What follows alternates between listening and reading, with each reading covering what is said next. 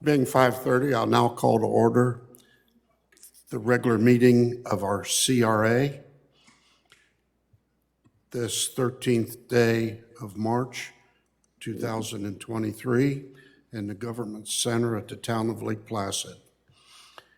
If everybody would please rise, we have the honor of having with us Pastor Bill Cole of the First Baptist Church here in Lake Placid, who's going to lead us in our invocation and our pledge. Let's pray. Father, it's a joy for us to come into your presence tonight. We thank you for that freedom. And we pray tonight for these who have been tasked with the job of leading our town. We pray that you give them wisdom, give them skill, give them discernment. And we ask that all things that happen here this evening will bring honor and glory to you. And we pray this in the name of Christ. Amen. Amen. I pledge allegiance to the flag of the United States of America and to the republic for which it stands, one nation, under God, indivisible, with liberty and justice for all. Thank you, sir.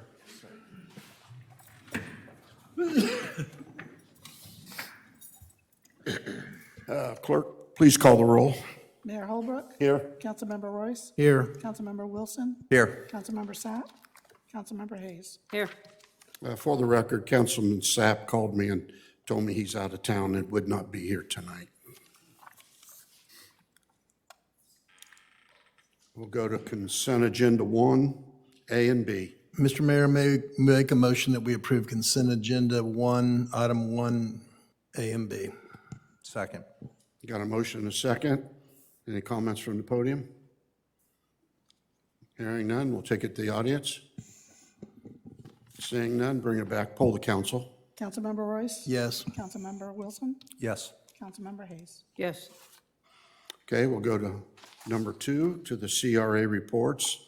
The first one's the intersection control evaluation, parking and zoning assessment with Pennoni. Good afternoon, gentlemen. Good afternoon. My name's Anthony Cash. Yeah, I'll operate this. My name's Anthony Castellone. And I'm Merle Bishop. And between the two of us, we have a lot of years' experience in both planning and traffic control operations. We work with both the county and the city for the scoping of this project, which was primarily to look at the intersection control at Dole Hall Boulevard and Main Avenue, the parking situation throughout the downtown area, Lake Placid, as well as some zoning. So I'm going to go through it pretty fast so we can get through to a Q&A from council. Okay, and you said be on click. You might have to turn it on. Okay, let's try that. Let's try it.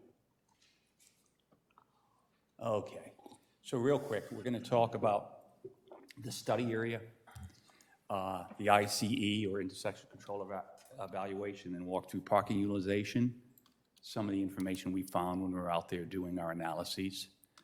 We'll give a brief overview, and then some suggested recommendations and future considerations for the town.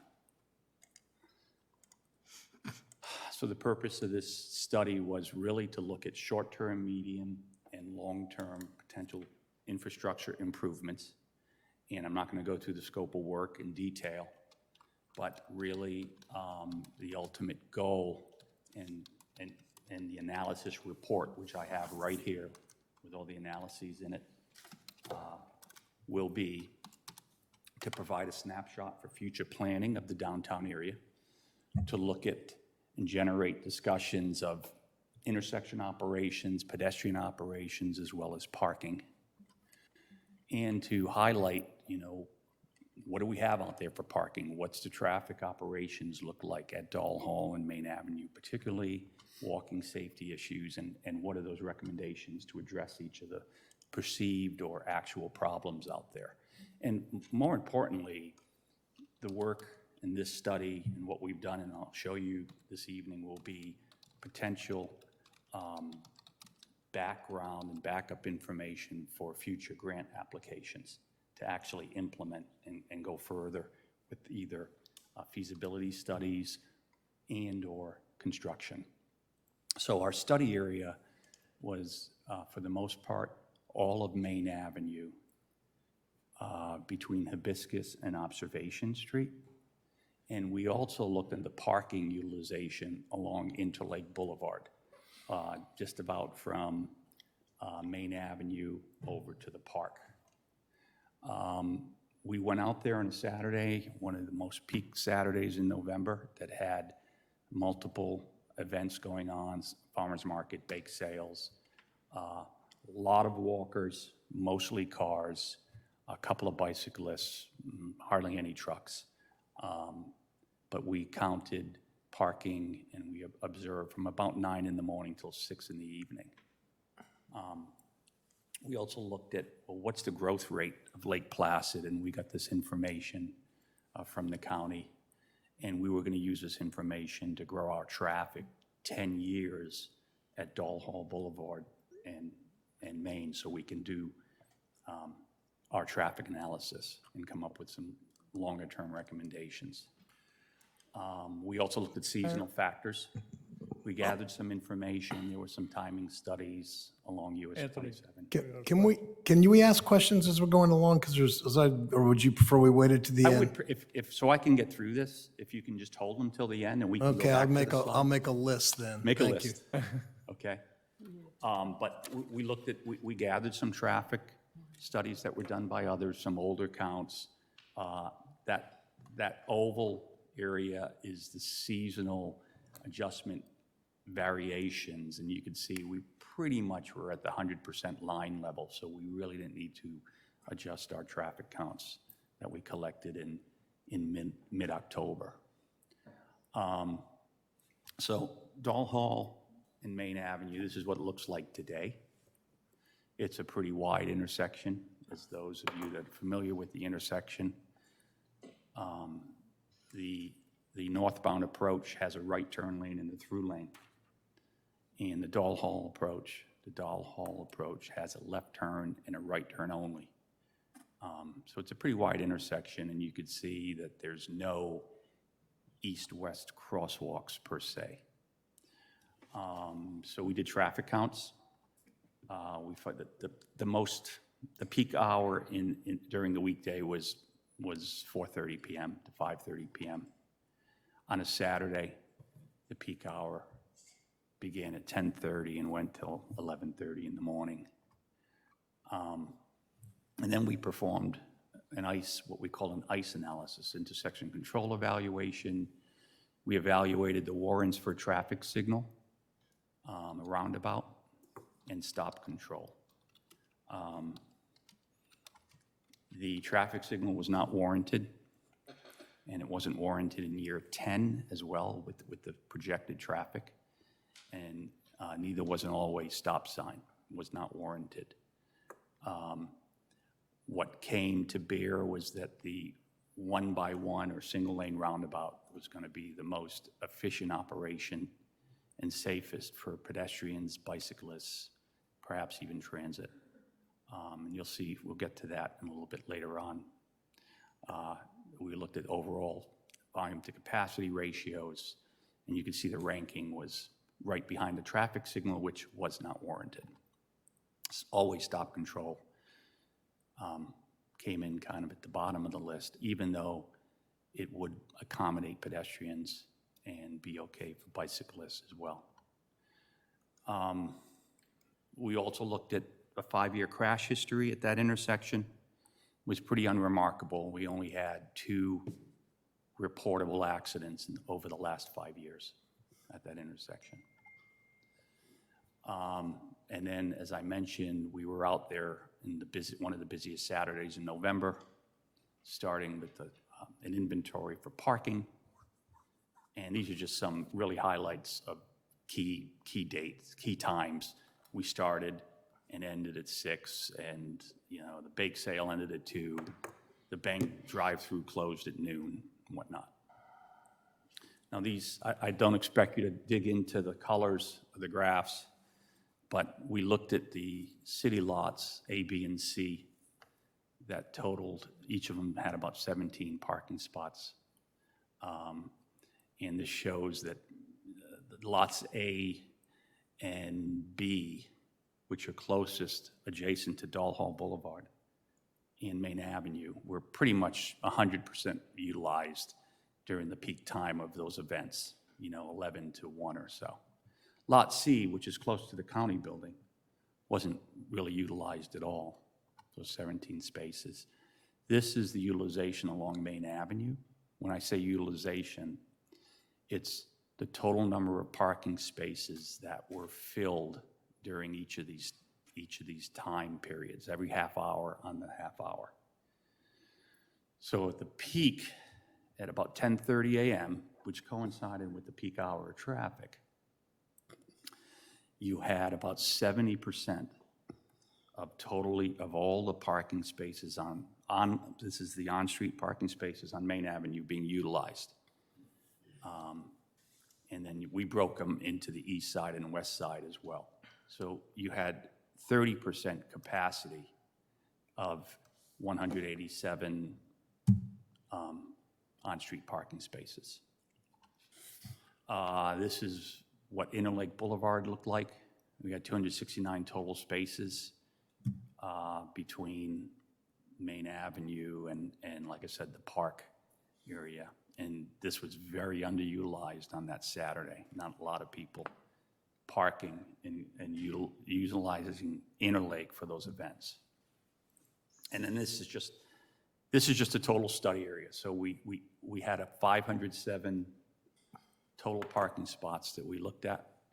And you could see, again, that 70% number during that peak time from about 10 to noon, 1 o'clock is what was utilized throughout the parking area, throughout the whole study area. So you still have all this capacity of on-street parking within the area that we studied. So I'm going to now pass it off to Merle real quick, and I'm going to run through these pretty quick, but we did look at the code review as well as part of our scope. And Merle's going to talk about the top 10, the guiding principles for downtown. Well, I would say that anytime we look at an area, or my experience in looking at areas, we try to get people to agree on what the guiding principles or the goal is for a particular area. And that's why I call them guiding principles, because they help make decisions on what needs to be done in terms of adjustments or changes to the code, or even developing a new code, is what are we trying to accomplish here? And that's why I put those here. And of course, one thing I think is paramount is to develop a clear vision and plan for downtown. And that would involve meeting with downtown businesses, citizens that utilize downtown, the various stakeholders that you identify, and really try to create a vision, and then from that, a plan for the downtown. Creating a sense of place is what I think a lot of downtowns, successful downtowns, have been able to do, to generate traffic, to generate foot traffic, to generate businesses. And that's what I think that you would like to see, is a more viable, vibrant downtown, and having that sense of place that people want to go to. They want to be there. There's a reason to be there.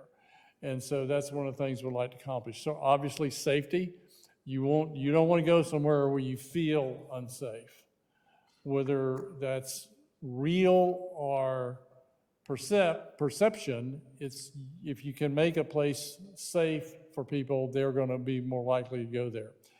Another consideration I thought in terms of looking at successful downtowns is promoting a mixed use and having more mixed use available, not just commercial or commercial services or personal services, but also having residential. Having people living downtown helps a vibrant downtown. Creating opportunities for downtown businesses to come and thrive and be successful. If you got that foot traffic, and leveraging public and private investments by encouraging land use patterns and development that connects new public and private investments. And that's what, one of the things I think Main Streets have done is they've looked at investments being made downtown, and the return, the ROI, or return on investments, is generally 3 to 1. For every $1 that's invested by the public, you get a $3 return by private investments. And that's proven out in most downtowns, even smaller downtowns now that are very vibrant downtowns that have revitalized.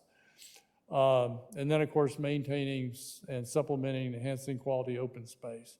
So those are the guiding principles that I recommend for consideration. And then I took a look at your code, and I came up with just some recommendations, whether or not these, I think these are recommendations that I've seen work in other places.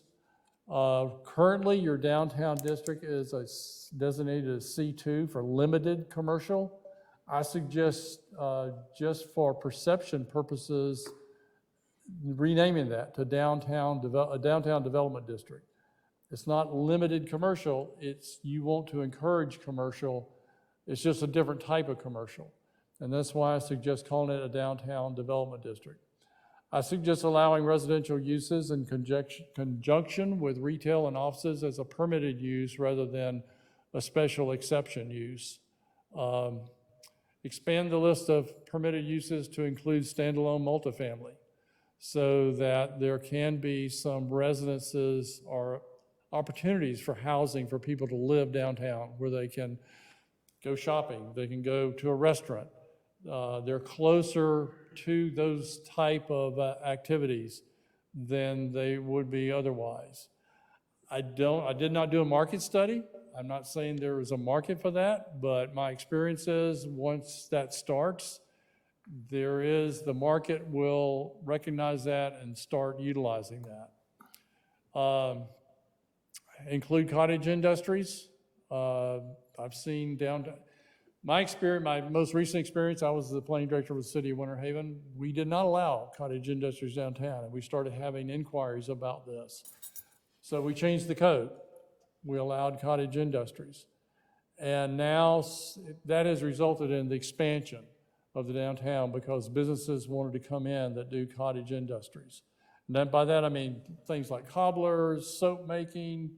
I'm familiar with one that they make luggage and purses out of canvas. They have sewing machines. It's a manufacturing type use, but it's of a scale that fits in downtown, and they're very successful. I also suggest expanding the C2 or the downtown development district, not just those parcels up front on the Main Street and Interlochen, but expanding that to include other properties as well. That particularly works if you have an expanded mixed-use development. I also suggest providing exemption for the first 4 required parking spaces for new construction. It's difficult for new construction that comes in to say, well, you got to provide 3 parking spaces. That's very difficult for a mom and pop that wants to start up a new business to have to provide 3 or 4 parking spaces. Typically, that's done by on-street parking or that's done by public parking lots. Anything over that, then I would suggest, anything that's required over that, then I would suggest a payment and fee in lieu that could go into a fund that could be used towards providing public parking. So those are some, I guess, general recommendations that I have made looking at your code. There's some other things that could be done in terms of setbacks and maybe some other things that could create problems or specific issues. So anyway, that's what I think would help your downtown, and that's based upon other downtowns and my experience with them. Thanks, Merle. So we'll circle back to some items during our observations and field views out there for the time we spent out there during that Saturday. Just a lot of looking good items that we saw that gave the Main Street area, Main Avenue area, an opportunity for improvement and future development. Plenty of off-street parking, as I mentioned earlier. Sidewalks on both sides of Main is a plus. Nominal crash history. Some items we noticed needed improvement. The crossing, the mid-block crossings of pedestrians at Main Avenue and Dole Hall Boulevard, probably many of you are aware of that. Little or no public parking lot signs for those 3 city lots. Trailblazing type signs, particularly for the one that was underutilized. Had some impediment issues with the traffic at one of the banks, a lot of faded markings or non-existent crosswalks. And that northbound approach at Dole Hall was created just a very wide area that the pavement area encourages higher speeds. And some of the sidewalks and locations were pretty narrow. There were some broken signs, and the signal at Main and Interlake, there were some maintenance items that we observed. So there was parking on grass, we noticed on that Saturday. No defined parking spaces. There were a couple of other locations. Observation Street also had some grass parking. This is the bank where the drive-through was blocking the through right lane heading northbound at Interlake Boulevard. And there's those mid-block pedestrians that just crossing and using the median as a stopgap, but there was no defined crosswalk area, Dole Hall Boulevard. You see the stop sign, really no protection for that. Here's a crosswalk in both directions, but there's no crosswalks identified. This is what happens when these signs are unprotected. They get hit, they fall, and they become a maintenance issue. There was a location along Main Avenue where the parking lanes coincided or wove right into the sidewalk, and no protection for potential walkers, no car stops or anything. So we recommended there would be curb stops needed in the short term. Again, a couple more. Here's that narrow sidewalk area. The sidewalk narrows from like 8 feet down to like 4 feet here. The missing crosswalk, very low-hanging fruit type items. This is the north approach to Dole Hall Boulevard with the right turn lane and the through lane. And we have an interim solution we're going to show you that we might recommend if you decide to move forward with some physical improvements.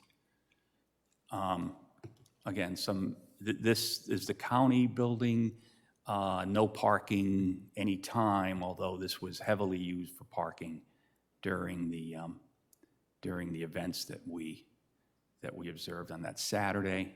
Here's Observation Street where parking's being used on the grass. This area right in front is the drainage, area that is just right in front of, right on that northeast corner of the intersection.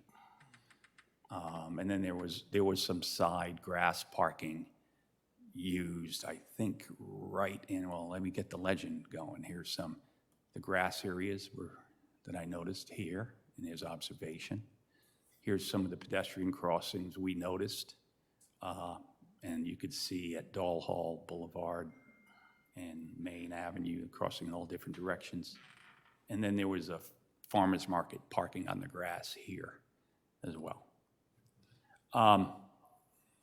So do nothing, as we discussed with staff, with the county and city, that really wasn't really an option.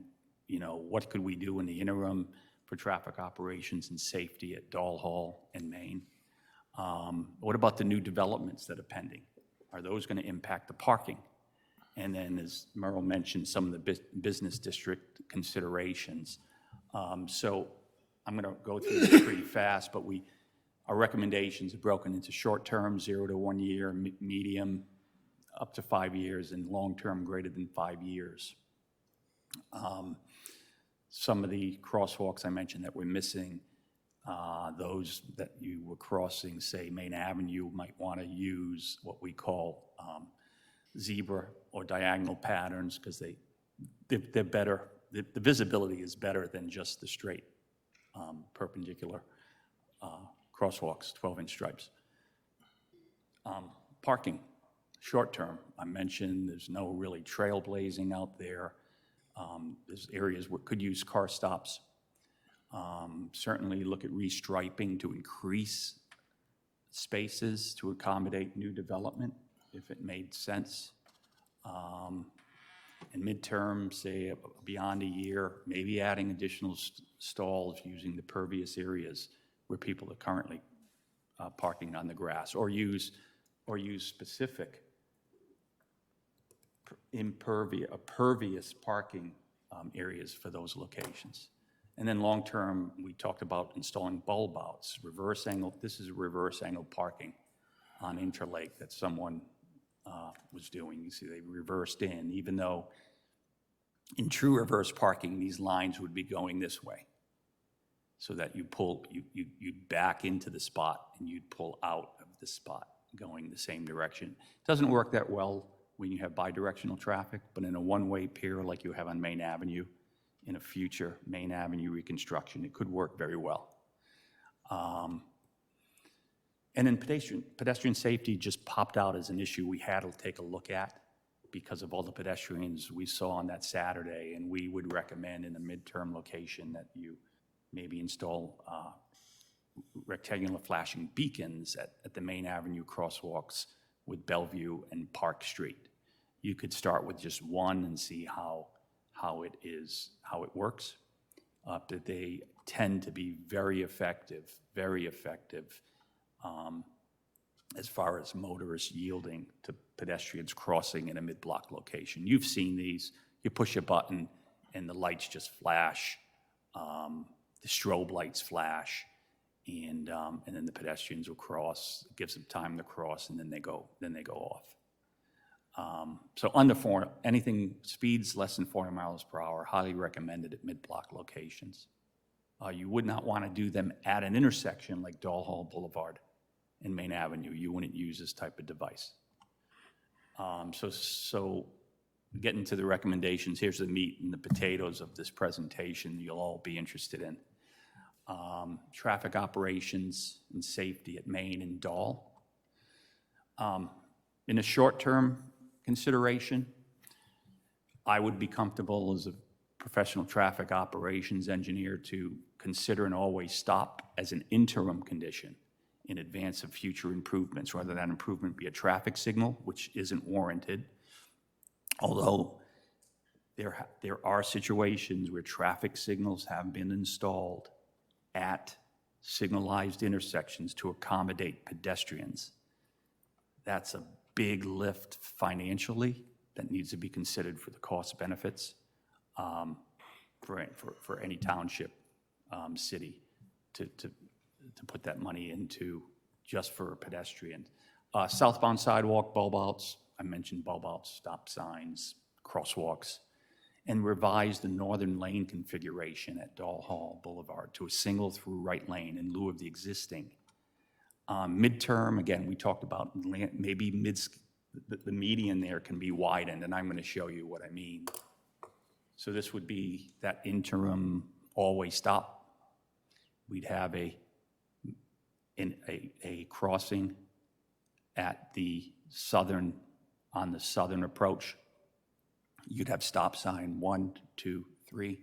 You'd have to increase the sidewalk area in front of these shops here in order to locate a stop sign, eliminate parking, and eliminate impedance of cars trying to park and in and out within an intersection area. This is I could come up with half a dozen variations of this plan. You could see there's the median, that through lane that exists today is striped out. That would be the most cost-effective solution to do this sooner than later. But you could also extend the median, this grassed area, and that would also decrease, you get the PEDs into the median where they're safer than in the street. One other thing to note about this interim condition is currently there exists a driveway to and from, for vehicles, to and from this parking lot. We'd have to close that driveway so that you don't have a conflict of vehicles within the intersection. And you also would eliminate the potential of a car coming out of this lot and turning left down a one-way street, which is the northbound. Okay, so this is an interim condition.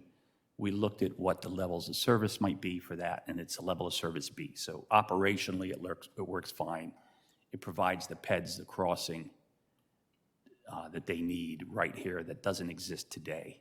And you still have the north-south crossing unchanged. Most of the folks that parked in the grass area on Observation Street, they're not going to walk up here and cross here. They're going to basically cross right at Observation Street, right here. So like I said, there's a lot of different variations and considerations just to consider even an always stop interim condition, but this would work in a short-term solution. Long-term, complete streets, some of you may or may not have heard that term, but complete street is designing a facility for all users, not just vehicles, pedestrians, bicyclists. You're very ADA compliant on all your sidewalks. You create bulb outs so that the walking distance from sidewalk to sidewalk is less for the pedestrian. And it really plays into the zoning, Main Street type of zoning suggestions that Merle mentioned earlier, and ties that business district all together. In this case, we would limit that complete street concept or planning for that concept between Observation Street and Hibiscus. It's maybe a quarter of a mile in length, but it's not that long and it's very doable. As part of that long-term vision, utilizing that grant funding to develop a master plan first, get input from the community, from stakeholders, from business owners, yourselves. Go to a 25 mile per hour business district speed limit. Evaluate lanes, a single lane in each direction, 11 foot. Now, there's even an option that grant funding that would fall under this develop a master plan, bi-directional traffic on Main Avenue. Get input from the community, side of the whole avenue, stakeholders, from business owners, pedestrian walkways. Maybe that's on maybe that's on the west side, maybe it's on the east, but that all would fall out of a public information and input and charrette style meetings, perhaps. So you could extend, expand, you could modify that landscape median. It's already there. I would also suggest that a nice analysis for Main and Interlake. I'm not sure that the signal there today is even warranted, and maybe a roundabout in the future could work. So in a long-term potential vision, we said 5 years plus. That doesn't mean it's 6 years, year 6, it could be year 10. But this is what a single-lane roundabout might look like at Interlake and Doll Hall Boulevard. It would allow extension of these sidewalks, very, to have, you could have tables, you could have vendors sitting out here during events. You get crossing, you get distinct crossing for pedestrians on all 3 legs. This particular roundabout was designed with a 90-foot circumference of this roundabout here with a mountable center island so that if it was a larger truck that needed to make a turn, it could, but it was designed to allow fire trucks and school buses to make the circumference here. Again, this is just something that's a concept. And under this plan too, we were actually able to, we lost some parking spaces here, but we were able to restripe these 2 parking lots and pick up about half of the spaces that we lost down here. And then I mentioned the future opportunities for grant funding and promoting pedestrian safety and the complete streets, starting with a policy and a strategic plan. And as Burl mentioned, even the zoning, we're doing this for all users so that they feel safe when they're walking downtown for any type of event, or just going to dinner or whatever. This is like a vision for that. This is a snapshot of what a vision might look like for the strategic plan as a starting point. Don't have to read it all. It's in your packet. But I did mention that you could do a two-way conversion on the avenue, as well as keeping the one-way pairs. So there's a lot of things you could do with that median. And that's where the public input and some back and forth and stakeholder input would really kind of make the preferred alternative pop out to the top. So with that, I know it went a little bit long. We did a lot of work. Thanks to Joe and Leah for their input and suggestions as we started this process back, like I said, mid-October with our counts, and here we are almost in mid-March. So any questions? I know we have some out of the gate. And we could go back to slides as needed if you want to. If I might, Mr. Mayor. Yeah, let me draw your attention to slide number 6 on page 6. Just observation about maybe I got it wrong, the population slide. I thought it was slide 6. Where did you get those numbers? And I mean, I don't know, or explain to me what is municipal population served. I'm assuming that is not the population of the town of Lake Placid, then that's just what you're talking about downtown?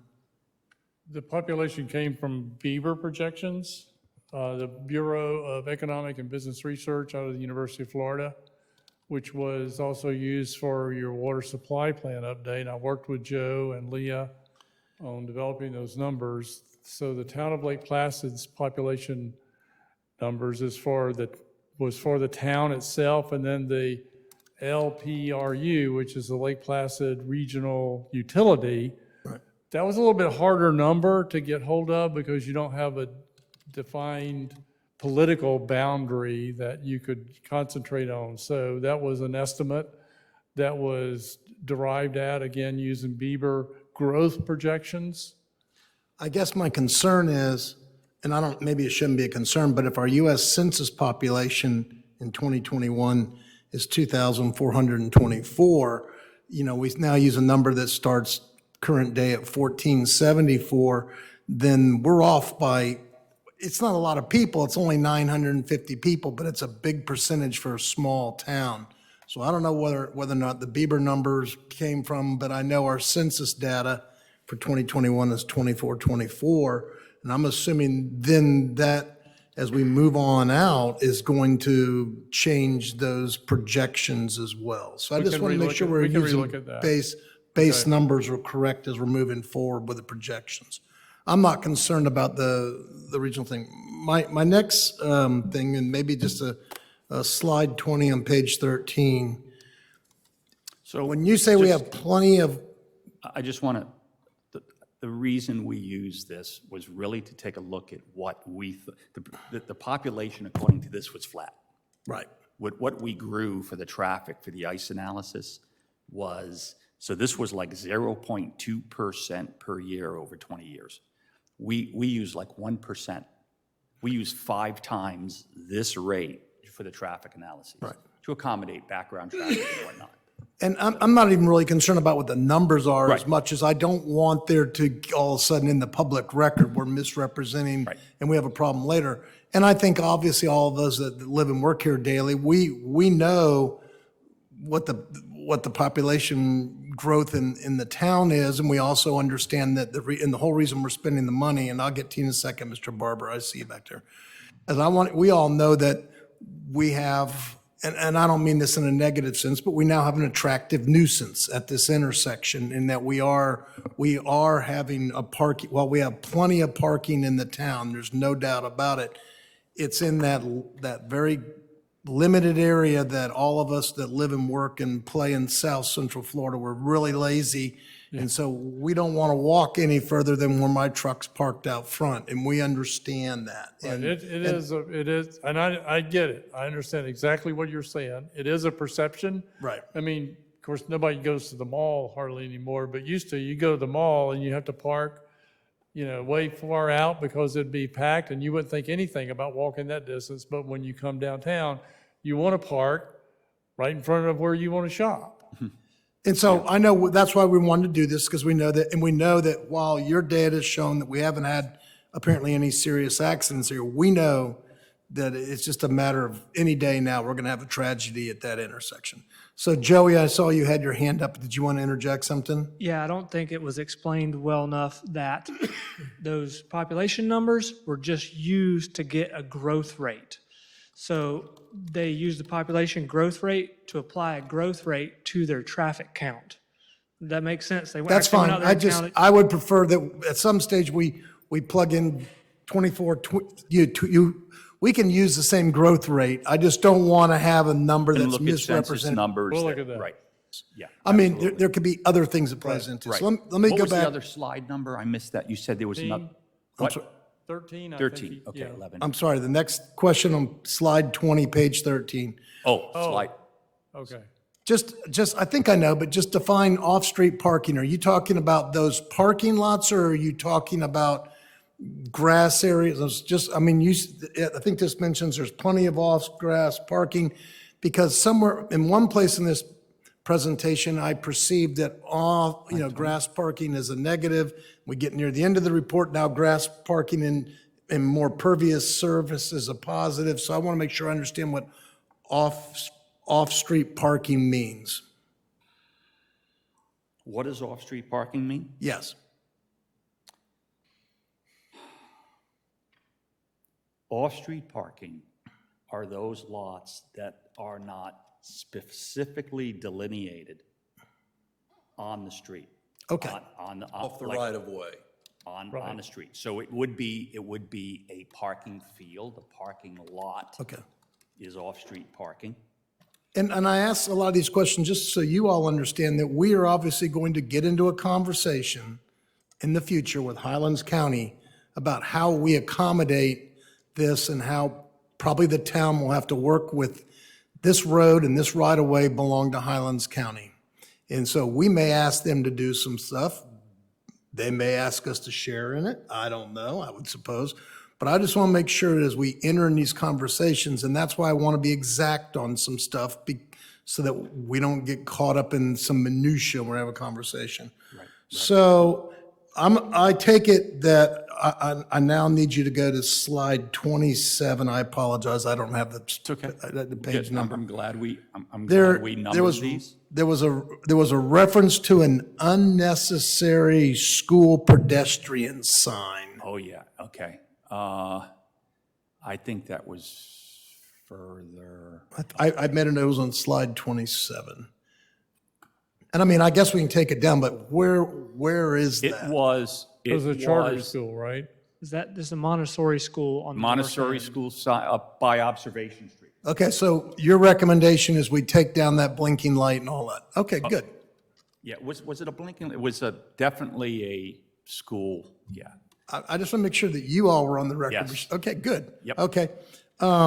Then if we go to slide 34, The school there, why would you take it down? Because it's a charter school and it's not a school, it's not like a neighborhood school that kids walk to. It's usually you It's not drive to it. Yeah, there's no And his defined, observation was that nobody was walking there. So he just made that as a suggestion. yeah, Not a requirement, suggestion. not a requirement. Not a requirement, sug- we're not, a none of ours are a suggestion. requirement, we're just making It's your recommendations. But suggestion. as, if that was a public elementary school or public school that children walked to, then by all means, you need that sign. But as a charter Montessori school, I mean, my experience with Montessori schools is you're usually brought there either by bus or your parents drive you there. Kids don't want, in fact, two Montessori schools that I'm familiar with, I don't believe there's any children that actually walk to that school. They're either car drivers or bus. We may all debate that. I happen to agree. I happen to agree with you guys. So, but I'm Yeah, going to we- use you to we make did- my point someday. We brought it up and discussed it. Let's go to slide 34. Always stop. Always. I personally love this short-term recommendation of doing that.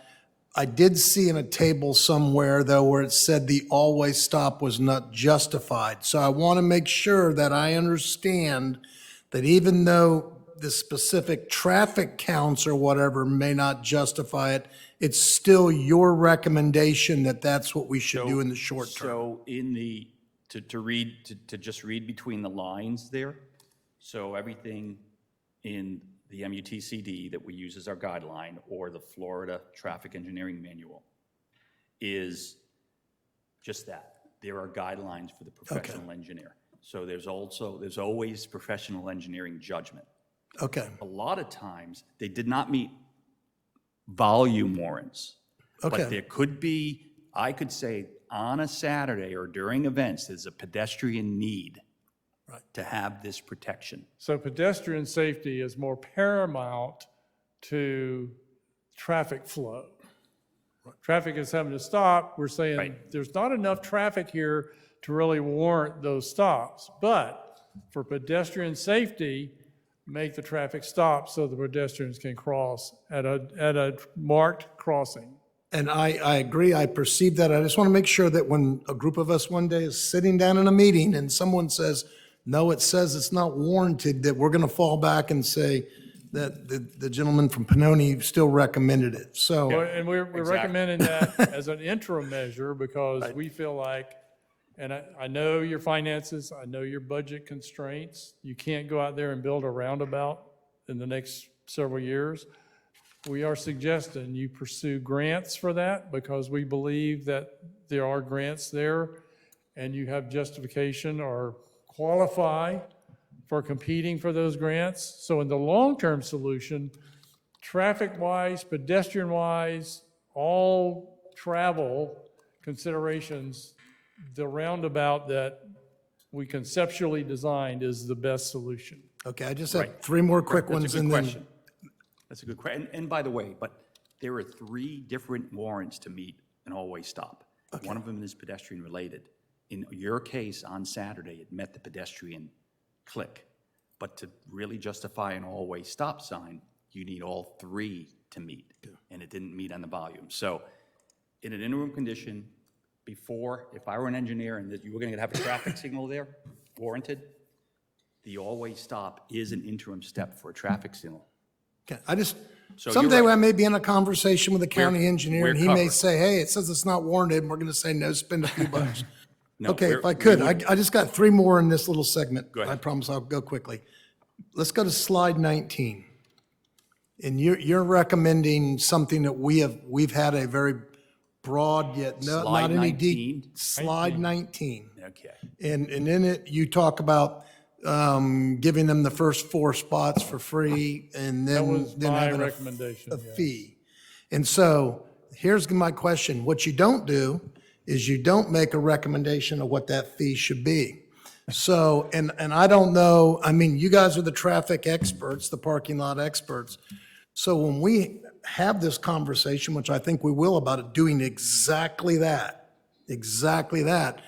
I don't know whether a spot we should charge $100, $500, $5,000. So if nothing else, share with us, My what are you doing in Winter Haven? What are you doing in other My places? suggestion is that you look at, or you have an engineer design a real parking lot or a hypothetical parking lot, however big you think it needs to be, and you evaluate the cost of building that parking lot, and then how much, dividing that by however many spaces you get, and that's your fee. Because the purpose of the fee in lieu is to go towards building public parking. So how much is it going to cost you? It's almost like an impact fee, I guess, but I don't want to call it that. But it's almost like, what is it going to cost you to build a public parking lot? And then that fee be charged to the businesses that are required to provide the parking, rather than them providing a space here and a space there and a space here, which doesn't make any sense, and it's very difficult, if not impossible, for a small mom and pop business to do. But it is possible to say, we want to charge a fee in lieu that goes into a fund, and that fund goes towards providing public parking. And then I anticipated that you would probably say something like that, and that's why I wanted to ask this question. So let's just say, let's just say it costs $300,000 to put in 30 parking spots somewhere on a lot. You're saying then our fee ought to be $10,000 a spot. It shouldn't be some fraction or percentage of that. Typically, I go back to my example of impact fees. I don't want to call it that, but typically with impact fees, you don't charge 100% impact fees. You charge people will charge a percent of that, and then you're going to subsidize that. So again, this is an engineering exercise, because what is the cost of that space versus what is the cost of providing the parking lot?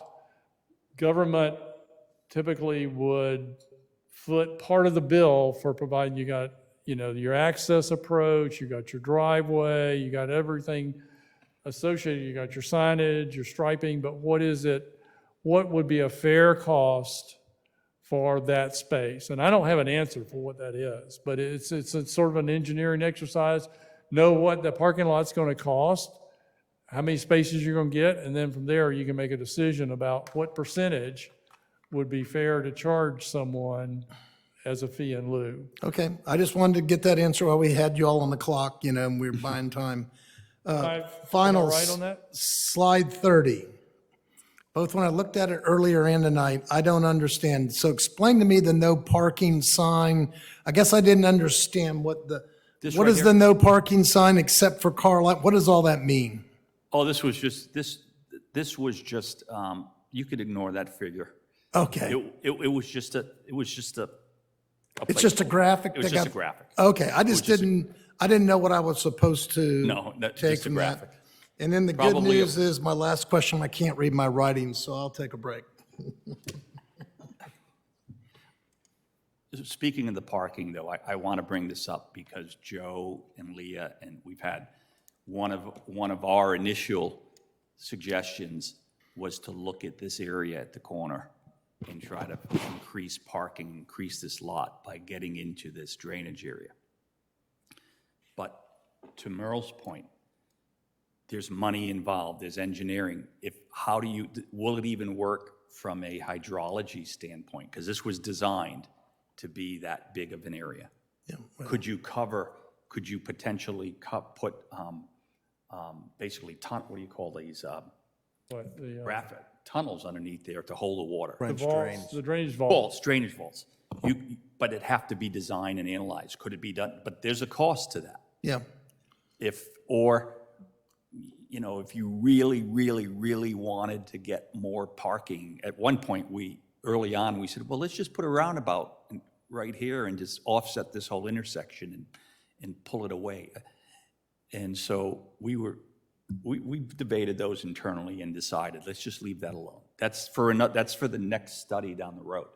and now I don't want to get into too much detail, but I'm assuming if we started doing stuff like expanding the median, and we decrease the amount of impervious surface and have more grass, then theoretically we can go back to Swift Mud and say, your already oversized pond doesn't need to be nearly as big as it is. And I see Mr. Barber's about to correct me again, I think. One thing you're exactly right. And one thing from day one, we saw Doll Hall and Main, not just as an intersection that needed some safety improvements, because it does, I'll admit it, but it's a gateway.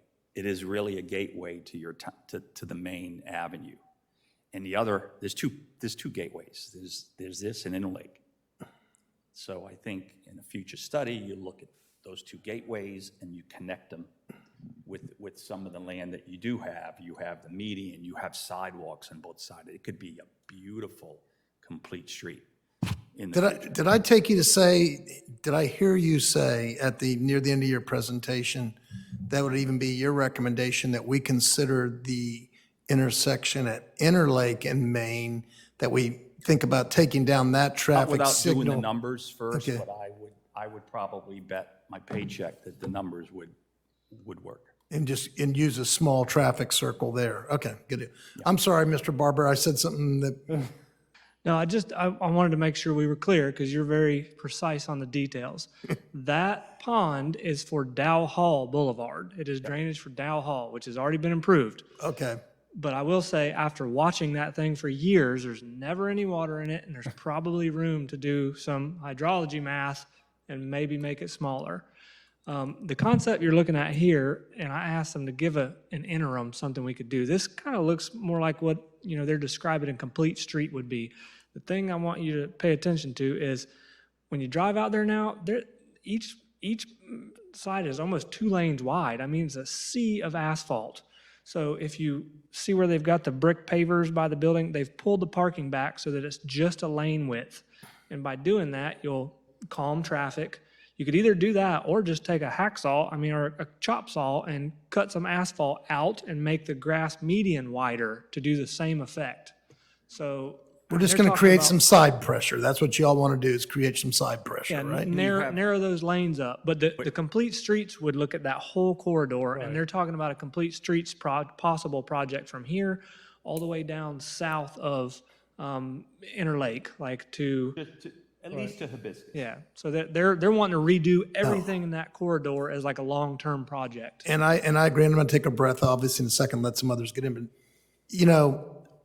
just within the last 10 days on northbound Maine, someone passed me, and, I'm known to push down the accelerator pretty good, and someone passed me on North Main, so we've got to slow things down. And as someone who uses this area, it is, the speeds coming southbound from the Montessori school, approaching that intersection, are just way, way too heavy. So I know we've got to create some side pressure, do something. So anyways, I'll take a breath and thank you very much for your answers.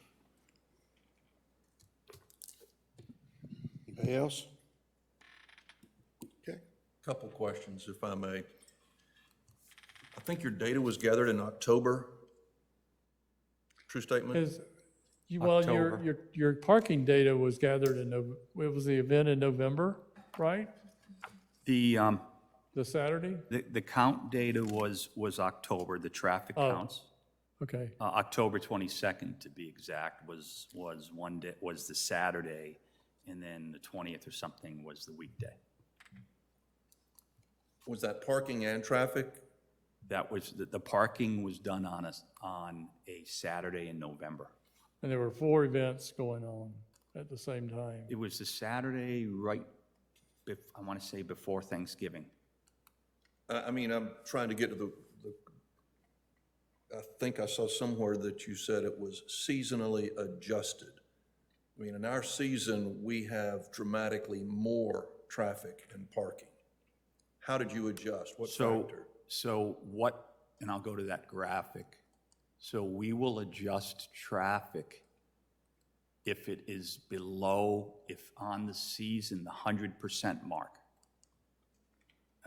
Basically, as a traffic engineer, you don't want to design, if you're designing signals or an intersection at a mall, you don't want to design it for the day after Thanksgiving or Christmas time, because that is outside what they call the 85th percentile of your design levels.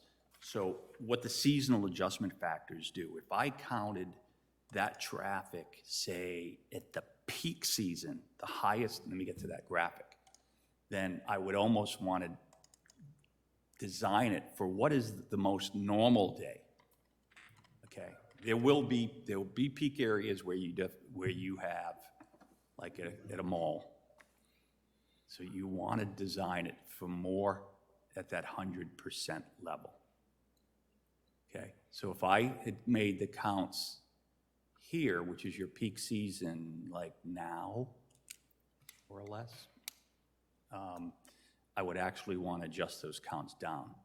If I counted in June or July at the lowest of your peak, I would then take that seasonal factor would adjust it up. Where's it adjusting it to? This red line, 100%. So all this graphic basically said is that about the time we took those counts, we were right at your 100%, so we did not adjust seasonally. That's all it says. So there was no adjustment. There was not for seasonal factors. I'm not looking at But there was Christmas, a I'm not looking at Christmas or Thanksgiving, I'm looking at summer versus winter. Right, right. But where we took the count, and right where it basically hit that 100% level. So there was really, a seasonal adjustment was not really necessary. We did adjust for the A population. seasonal adjustment was not necessary? We did not adjust the traffic at that intersection seasonally for I October. don't know if I agree with that, but Yeah. okay, that's your job. We did a study plan 15 years ago, and the numbers we projected with the growth around the community showed that Main Street sooner or later would evolve into a 4-lane highway. I don't like that, I like I yours. don't, yeah, I wouldn't recommend that. I didn't say I like Yeah. it at all. But this seems to ignore reality. I mean, that's why a lot of communities, and I'm thinking of Lakeland, Florida, they have Florida Avenue as a 4-lane highway, and they basically put that on a road diet. It's a trial basis, but they took it down from 4 lanes to 2 lanes, and it's working. So just. Because you want to slow traffic down, you don't want to speed traffic up.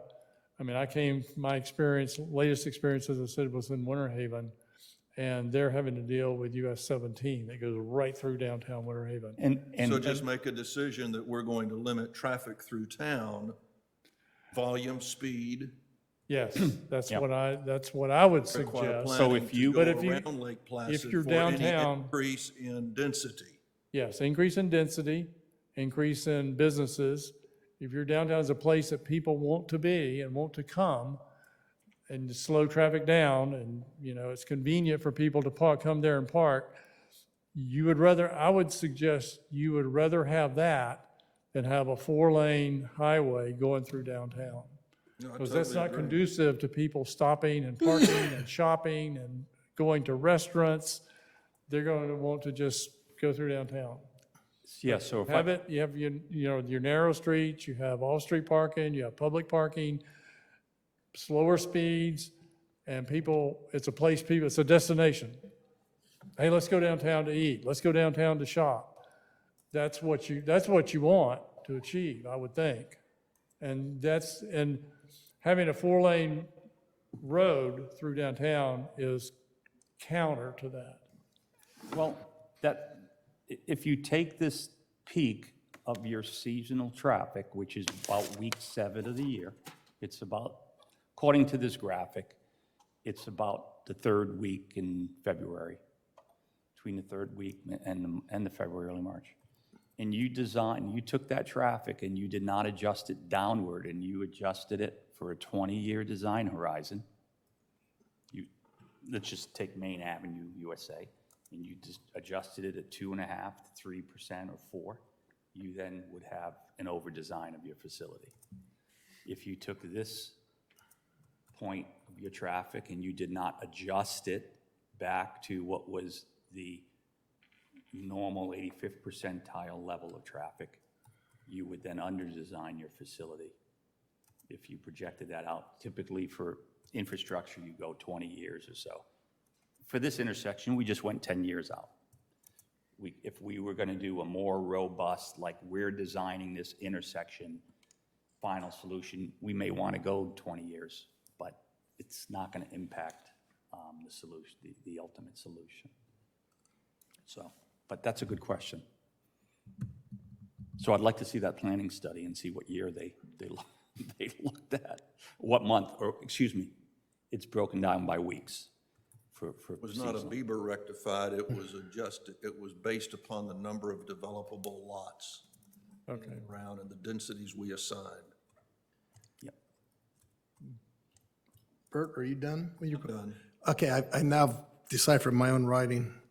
If I could take you back to slide 30, please. 2 questions. Number one, I guess I've seen it a couple of places as I've traveled around, but are you suggesting that that if we did these other things and we slowed the world down and narrowed it up, should we be using reverse angle parking? Is that better? I mean, I'm trying to imagine the people of our town getting used to reverse angle parking, but. It's actually, they're already doing it. They're already doing it. See this one car, I had about 3 or 4 folks. I thought that was yours. I didn't know, huh? I thought that was your car. No, it wasn't. It wasn't. But to illustrate in this picture, right here, what would happen is these would be this way. Right. And it really only works in a one-way pair scenario. So if the median wasn't there, what happens? You get people going this way, northbound, to say, oh, there's a spot, and they come in and they park. You see what I'm saying? If this median wasn't here, and the lines were reverse angled, people would, from the northbound direction, say, oh, there's a spot here, they're gonna pull in. And The same in this direction, the lines would go this way. okay, so we aren't really doing reverse angle. We would do it like this graphic shows. It would be reverse the way we showed this. I should have had our guys, to do this visualization takes a lot. I should have maybe had them reverse it here just to show you, but it would just, the cars would be the other way. They would back in. You went back into traffic, you pull out in the Right, traffic. okay. They'd pull up to they'd see their spot, they'd back in, and when they pull out forward. Before you do that, I would suggest, there are places that do it. Check it out.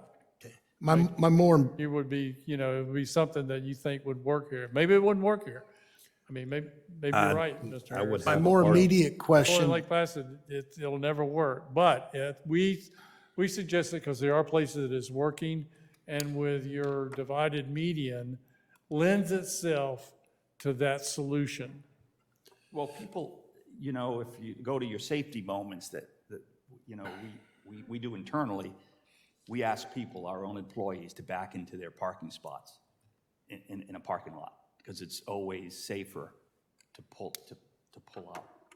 well, I mean, here, Kind of that concept, but people here can't seem to get used to even wanting to try a traffic circle, much less that, but, it's the whole rest of the world does it that way, but we can't seem to pull it off. By the But stakeholders and the business Yeah. owners. Yes. When you have a public charrette or something. And that's one of our I guess, to emphasize, one of our recommendations is, we've given you some things to consider. We've given you some short-term solutions I think could be implemented that would make improvements.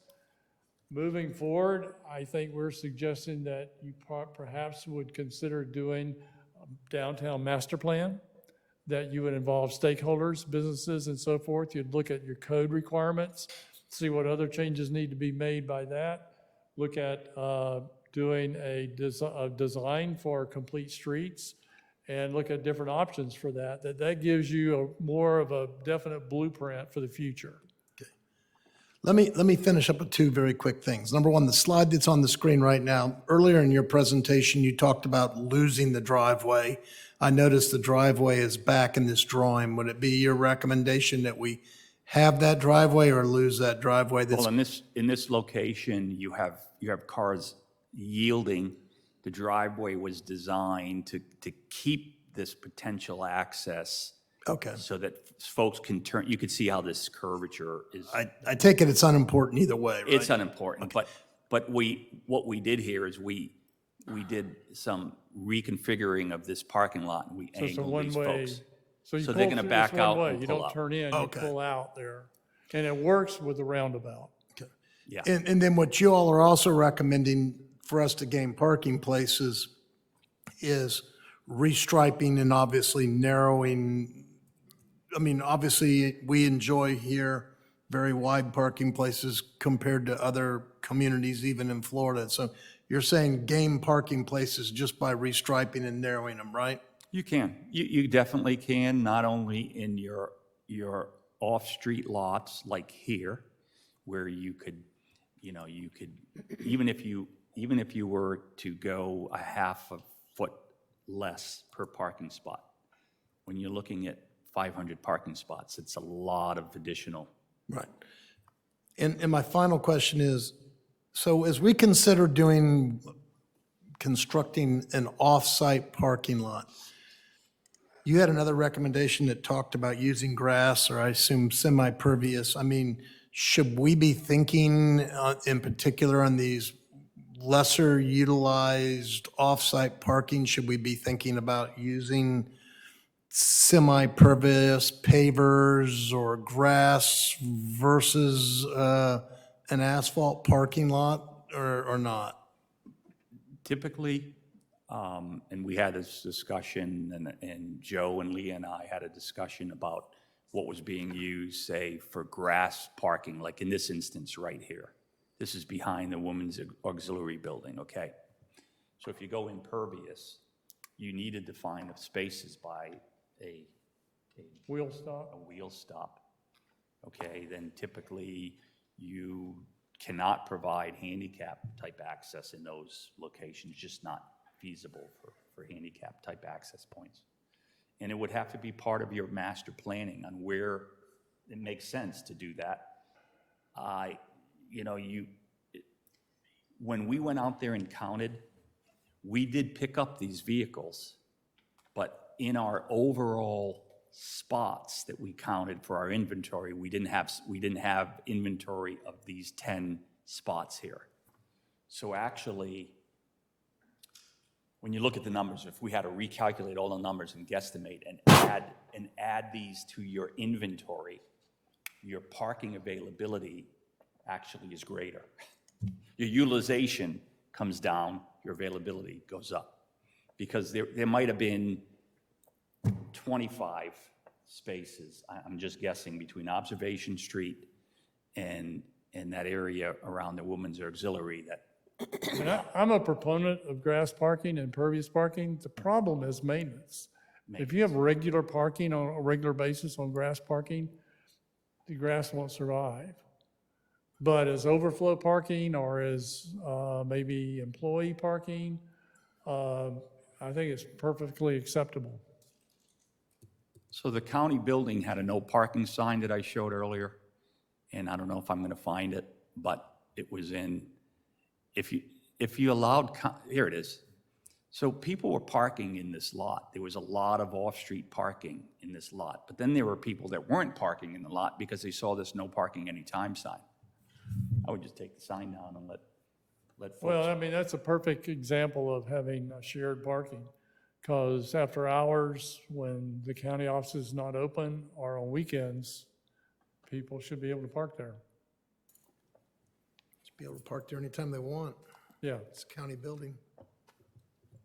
Why not? A little, It's close, it's little close, it's right there. utilized county building. Right. So that's why we suggest removing the sign, because maybe, I mean, I would probably think, I might park there, but if I'm a visitor to the area, I see that sign, I'd probably think twice about parking there.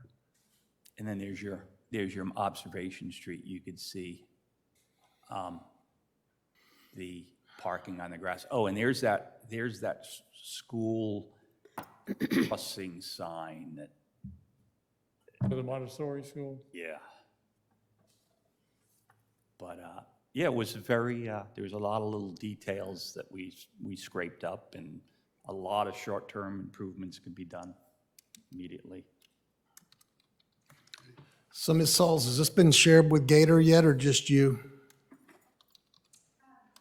I mean, you can just nod and say just you then. No, I mean, I've shared the presentation with them, but until we heard what you all were going to say tonight, there hasn't been any internal discussion. Thank you. I would just like to take a moment and tell you that I agree with some of the things that you said. I like the multi-use where you have a business downstairs and a residential upstairs. I've always been a proponent of that. I don't agree with the backwards parking. Our people have enough trouble in forward. I don't think backwards is a good idea. And I think we should explore more parking lots. But I am also not in favor of the roundabout. I think we have roundabouted ourselves to death in Highlands County. And I am also not in favor of eliminating the traffic signal at Interlake and Main, because we know that there's extended development set for that area, and if we lose that control at that intersection, the speed down Interlake is going to be crazy. So that's not a recommendation. It was, we basically suggested that be looked at for an analysis in the future. It could definitely still maintain the warrants for a signal, or it could not meet warrants. So we don't really know. We don't have the data. But Ms. Hayes, I think his point was you wouldn't just take the signal out. I know you just said you're in favor of a roundabout. The roundabout would solve the speed problem you're concerned about. The roundabout would solve the speed The thing problem. about the roundabout, that why it's gathered such, years ago when it came into the States, really from Australia, a guy by the name of Michael Walwork, I actually met him and worked with him years ago. It was used as a traffic calming device.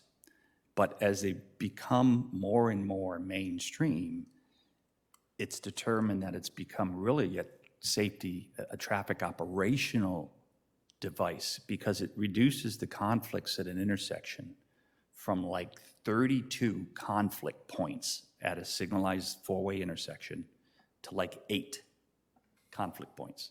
So you reduce the number of conflict points, and that includes pedestrians and vehicles, by fourfold. So that's why they're becoming so popular. I understand all that, I really do. I have, some experience with that. Yeah. However, I think that you have to look at what you're doing. You have a railroad track, you have bus traffic, you have buses stopping at the railroad track, then they're going to go through the roundabout, and it's going to lead to extensive frustration of the people coming out of Placid Lakes, like you've alluded to before, Ray, that it's going to send that traffic down Dal Hall maybe. And lastly, I could not support getting rid of the pedestrian, the school zone sign at Montessori. I think it's very important to that. Just because the kids may not walk there, the parents still have to traverse that intersection. It's right at the top of a hill, and I would not support that. I'm done. I thought the man had lost his mind when he started. But I must admit, I like some of where you're headed, if I may, Mr. Mayor, in the sense of basically saying we're going to run downtown Lake Placid as a destination, not as a throughway street. Correct. That's a I agree totally with that. different concept than we've looked at. Yeah, Is putting traffic management first. Right. You're saying put traffic management last and make them go around. If they're not coming to Lake Placid to shop, why should we accommodate Right. the through traffic? If you want a viable downtown, increasing your tax base, more economic viability and activity, then you need downtown Lake Placid to be a destination. And that's, if you look at my guiding principles, I suggest that those will help you accomplish that if you keep those in mind. And one of those certainly is pedestrian safety, but you want people to, like I said, when they think about going to shop or they think about going to eat, hey, let's go to downtown Lake Placid. That's By the way, that was a where you want to compliment. be. My comment was a compliment, by Yeah. the way. Right, I understand. I'm just reinforcing what you're saying. So this is, today, we used to call it being context sensitive. Years ago, context sensitive design. But the DOT is really pushing complete streets for all users, not just cars being the priority. Really, the pedestrians and safety being the priority, and the cars being secondary. So everyone's sharing the streets. The more pedestrians you have sharing that street, and the more safe it feels for them, the slower the cars will travel on that street. So some of the things we presented today are just really, again, get that mind going and thinking and some thoughts, and appreciate the disagreements, because that's what you have. You have debate when you take it to a strategic planning in the next level. You have debate from stakeholders, from you, from the engineer, from the county, and then you come and you all kind of figure out what is the best or most preferred solutions. But I think it's a beautiful town. I've got so many pictures of the murals. And I think it really is an opportunity to use some of the funding that's out there for complete streets and safety to maybe take this to the next level. So if there's any questions, my contact information. Who funds grants for complete streets? What's that? Who funds grants for complete streets? The grants, well, the US DOT right now is funding them. There is billions of dollars right now. DOT. United States DOT. They have different types of programs, different funding levels based on, whether it's safety or automation and all different types of programs. But typically, we work with the county and the MPO to help assist with the grant writing for the appropriate grant to look at. Can you put slide 34 up back on the big screen, please?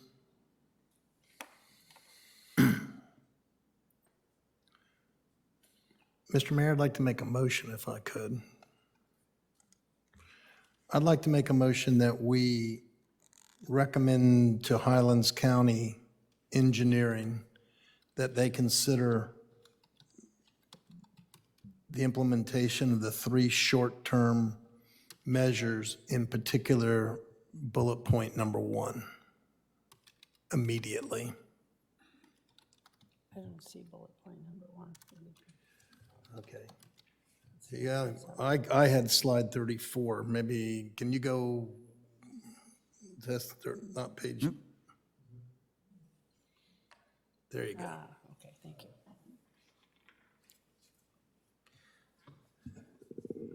I would second that if you made a motion. I Okay, would second that. yes, ma'am. I'll second that. Okay, we have a motion and a second. Any other comments from the podium? And let me say, in support of my motion, I perceive that what Ms. Saul said a moment ago is that she needs to hear, to go back to the county, what it is the town of Lake Placid recommends, since we partnered on this study with the county. And these 3 things, in particular, the first one is something that could be done at very, very low cost to the county with, a little bit of striping and 2 more stop signs. You need advance, you need stop ahead signs. stop You need, ahead like I signs, mentioned too. earlier when I presented that slide, there's probably 5 or 6 variations of that always stop. So there needs a little bit of thinking other than just sticking signs and striping up. Well, that's why I said, obviously, it would be up to the county engineer or traffic operations. Right. But I think we need to ask them to take some action there before we get someone killed there. I'm here tonight to complete the planning element. So if there's something coming from council, probably a formal memo sent, and I can speak to all notifications. Okay. Put something in writing, because the work that was done was contracted by the town. The county wasn't on contract. We did partial payment, but we weren't running the contract. Okay, well, if the motion passes, then I'm assuming Eva or Phil can send the direction to you and Gator and Lauren. Let me interject a minute. I got a microphone right there. Would you please give your comments again so we have it for the record?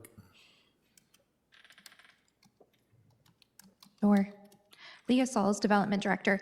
So I'm here this evening just as a completion for the planning work that was done. If there's a formal motion that would like to be given to the county, the best way to do that would probably be through a memo. As the work that was completed by Pennoni was done through contract between the town and Pennoni, the county gave, I think it was $7,500 towards the completion, but we did not contract for the work. If Bert agrees, does that sound right? Anyway, so, but I'm happy to give verbal. Because notice. technically it was our contract. They Yes. just cost shared with us. Correct, yes. Any other comments? Okay, we'll take it. Gary? Yes, sir, Gary Freeman. I have a business that's within 50 feet from there, and I agree totally with the one that you agree with. But there's a couple of things that are needed, and one is a no U-turn. I see it all the time. I mean, I'm there, 3 or 4 times a week. No U-turn right there where you got the stop sign. You know where you're going to eliminate the road, the little road coming out. That's totally accurate. We don't need that road, that little road to that parking lot. But right, Yeah. so nobody, right now, people make a U-turn and come around, and they almost get an accident every time they do it, Yeah. from the cars coming from the north. Were you saying, we've noticed with the through lane here, Yes, sir. so we did pick up some U-turns this way, No U-turn, we don't want a U-turn there, right? coming this way. So how would you get there? If you're Just a going north sign and you says decide, no- oops, I need to go south. Sir? How ma'am? do you get there? If you're going north, Then you would have to go, oops, I got to go south, how do you get there? you're going to have to go either turn right, come back around, and go all the way around. Okay. And it's also going to help with the parking, there's ones that Ray talked about. Because the competition to get into those parking spaces is Right. quite a dance. Right. And I've seen it, quite a lot. And there's one other comment that I got, and that is those grass areas, they belong to Ken LeBlanc. And Ken LeBlanc has got those two on both sides so that the people can go to the function on Saturday morning, Yeah, the market. But those belong to him. You can see his signs right out there. yeah. So I just thought I'd bring that up too. Thank Okay. you. Thank you, Gary. Yes, sir. Any other comments from the audience? All right, we have a motion and a second. Poll the council. Councilmember Royce? Yes. Councilmember Hayes? Yes, Councilmember Wilson? Yes. Okay, thank you. Thank you very much. for Anything your else time. from these gentlemen? Thank you. Thank you for your time. Good questions. Thank you.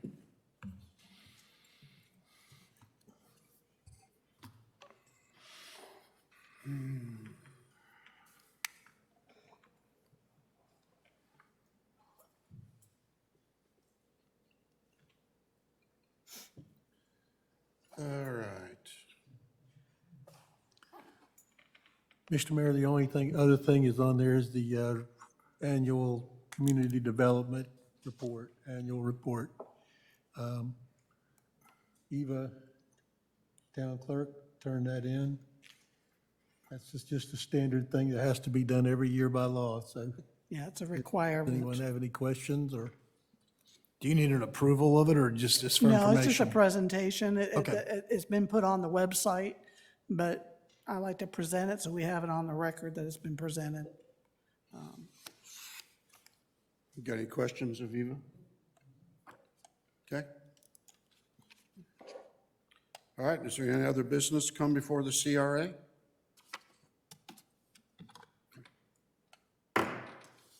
This meeting is adjourned. We'll now go to the regular meeting of the Lake Placid Town Council. We've already had the Pledge of Allegiance. I'll ask you, the clerk, to call the roll. Mayor Holbrook? Here. Councilmember Royce? Here. Councilmember Wilson? Here. Councilmember Sapp? Councilmember Hayes? here. All right, consent agenda 1, A through D. I'll make a motion, we pass consent agenda 1, A through D. Second. Have a motion and a second. Any comments from the podium? Hearing none, take it to the audience. Bring it back, poll the council.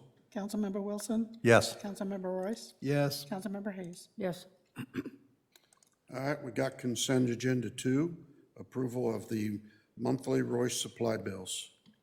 I'll make a motion, we approve consent agenda 2, item A. second. Got a motion and a second. Any comments? Seeing none from the podium, we'll take it to the audience. Hearing none, we'll bring it back, poll the council. Councilmember Wilson? Yes. Councilmember Hayes? Yes, Councilmember Royce? I abstain. That business is owned by a family member. I filled out the proper paperwork with the clerk. Okay. All right, under presentations, request to speak, I do have 2 requests. Looks like it's from a couple, Jack Comley and Josephine Comley. If you'd all like to come forward.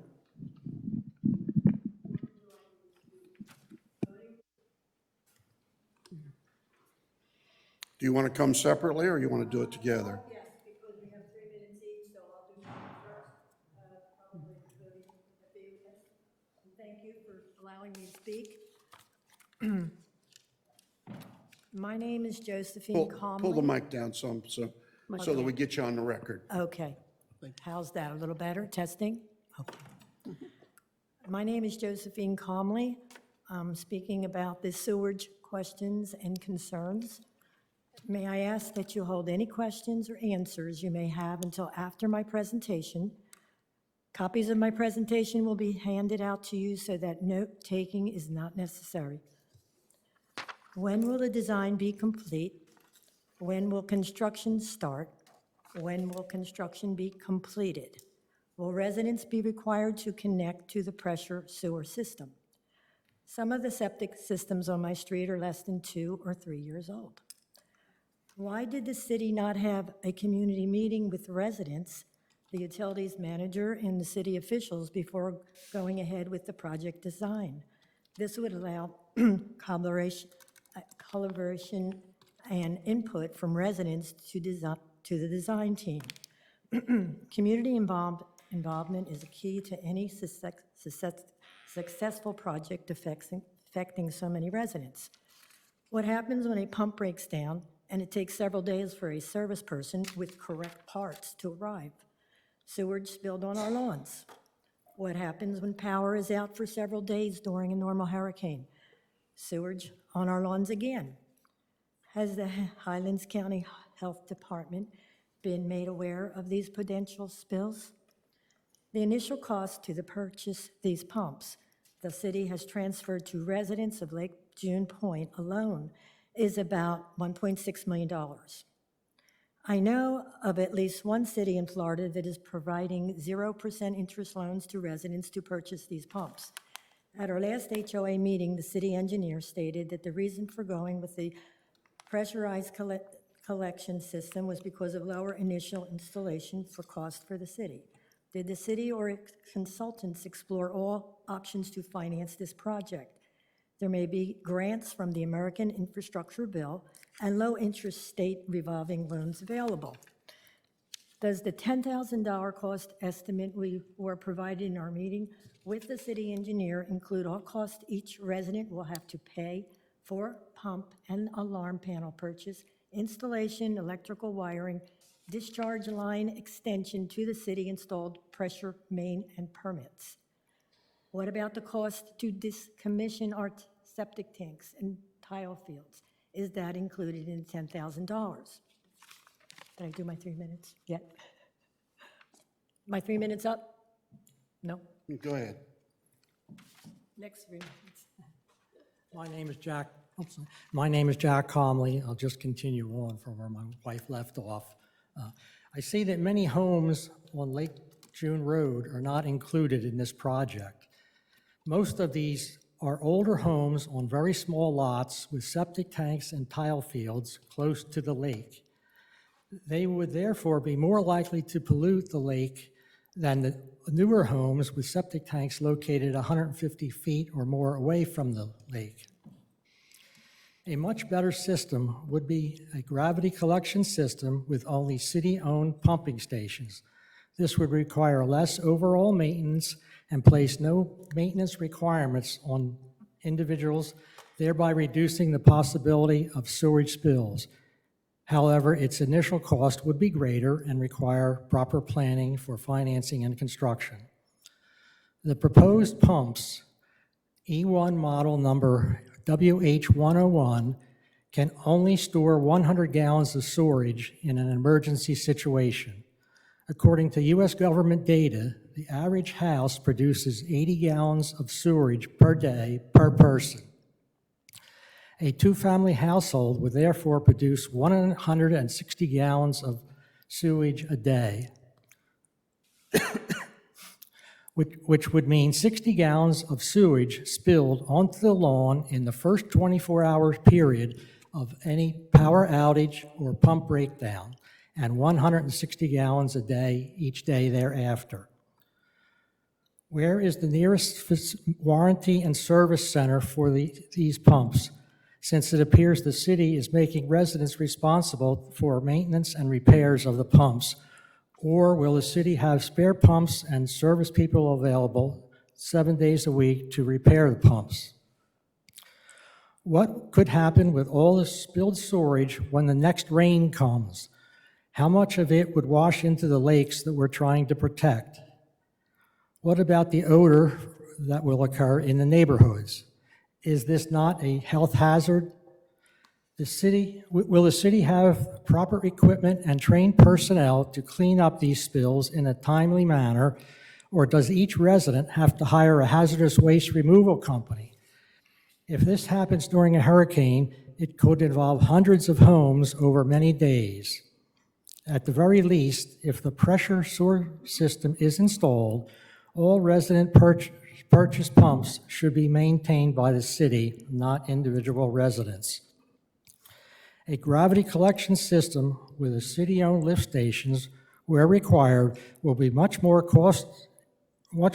efficient and cost less to maintain over the life of the system, even though it may allow for fewer homes to be hooked up initially. These are all valid questions and concerns that should have been answered for the residents before the design phase of this project.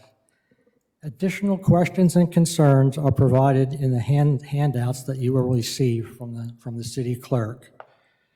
I will be awaiting your response to my questions and concerns. Thanks for your attention.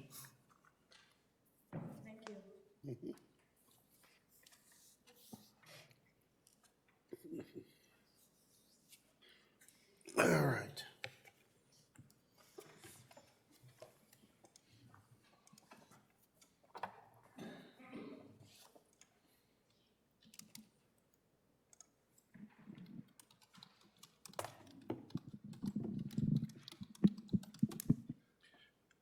Well, there's nothing we can do with that tonight anyway, so we'll turn that over to Joe, and maybe the proper thing to do is to get all the information together and then have a meeting with them. Yes, sir. Yep. I mean, I don't want to address all those questions tonight, but I'll assure council all those have been thought through. We've discussed most of them with council in public meetings already. Some of them are unanswered questions that we will know as we get further down the line. I believe I answered all of those questions during the homeowners meeting we had in Lake June Point. And then I think the only one thing I will touch on is that gravity is not feasible in that area. In order to install gravity on that lakefront area, it would have to be basically on the lake and be installed in the groundwater system, which will have a whole nother set of problems, infiltration, possibly pollute more that way by having a gravity system. So we've absolutely looked at and have addressed all of your questions, and we'll attempt to answer those later. I don't want to do that all in a public meeting, but. Yeah, we'll do it. Yes, we'll do that. But we will get back to you with your answers. I can't hear you. You'll have to come up here.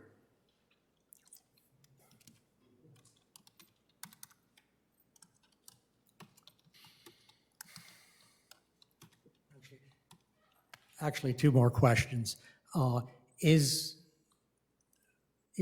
it be required that the citizens connect into this system? Well, okay, that'll be another question we'll answer. Okay, but that's State law requires that. more of a political question than an engineering question. Is Yeah. what, you know. What, Yeah, like he I was says- at the meeting that, I think his name is Joe, was at the city engineer, you know, and there were a lot of questions that he couldn't answer because they weren't technical or engineering questions. They were really more political decisions that Yeah. either And I'm- needed to be made or maybe already had been made that he wasn't aware of. Well, I'm not sure any of us can answer it without attorney or talking with the state and getting the correct answers. But, like he said, I believe the way the law is, that if the line runs in front of your house, you are required to hook up to it. Okay, well, that's what I wanted. But I don't know that for a fact. That's Okay. true. Yeah, okay. Thank you. Okay. Okay, go to public hearings. A, second reading, ordinance 2022-10.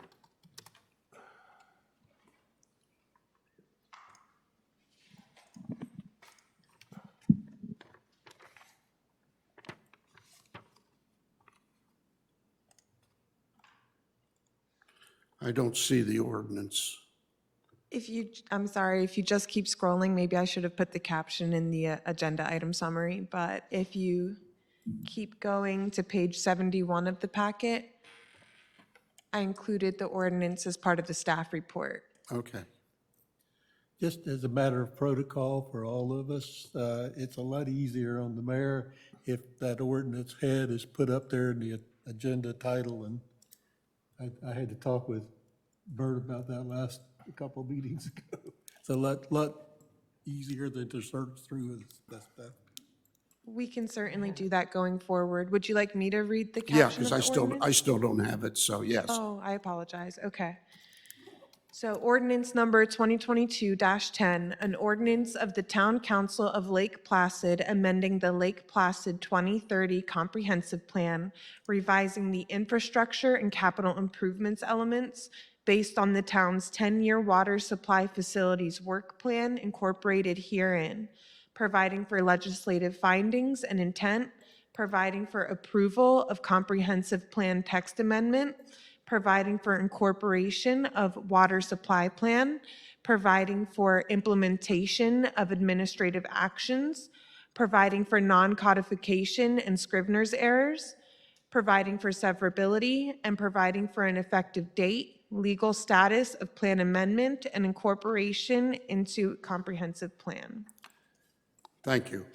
Mr. Mayor, I'll make a motion to approve and adopt on second reading ordinance 2022-10, amending the infrastructure element and capital improvements element of the Town of Lake Placid 2030 Comprehensive Plan and the updated 10-year water supply facilities work plan, and forward the adopting ordinance to the Florida Department of Economic Opportunity for compliance determination. Second. Okay, we got a motion and a second. Any comments from the podium? All right, hearing none, we'll take it to the audience. All right, seeing none, bring it back. Poll the council, please, Cora. Councilmember Royce? Yes. Councilmember Wilson? Yes. Councilmember Hayes? Yes. Okay. So which one's next? Staff report? Or is that? 4B. Oh, we'll go all the way down to 4. 4C. 4B? B. Oh, sorry, B. Yeah, this is, where'd that come from? Okay, ordinance number 2023-01, an ordinance of the Town of Lake Placid providing for amendments to the town budget, semicolon, providing for severance and savings, semicolon, and providing for an effective date period. Mr. Mayor, I'll make a motion that we approve and adopt on second reading ordinance 2023-01. Second. All right, we have a motion and a second. Any comments from the podium? All right, hearing none, we'll go to the audience. All right, seeing none, bring it back, poll the council. Councilmember Royce? Yes. Councilmember Wilson? Yes. Councilmember Hayes? Yes. Okay, we now go to 4C, second reading of ordinance 2023-02. An ordinance of the Lake Placid Town Council authorizing the conveyance of town property to Public Supermarket Incorporated in exchange for stormwater drainage easement and providing for an effective date. Mr. Mayor, I make a motion that we approve and adopt on second reading ordinance number 2023-02. Second. Got a motion and a second? Any comments from the podium? May I? Yes. One caveat, this needs to be effected, in other words, the deed signed and recorded only after we have the permission and consent of the county or the county engineer.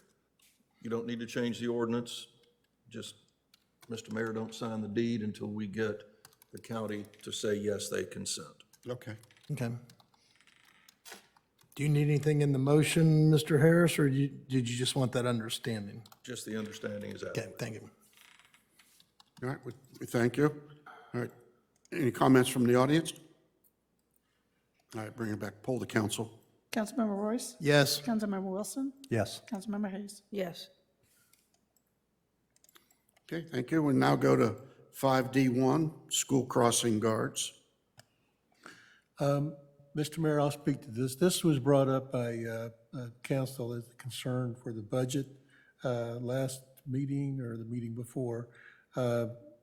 Chief Ansler requested a study by the school board, which is the appropriate statutory transportation thing that does the study.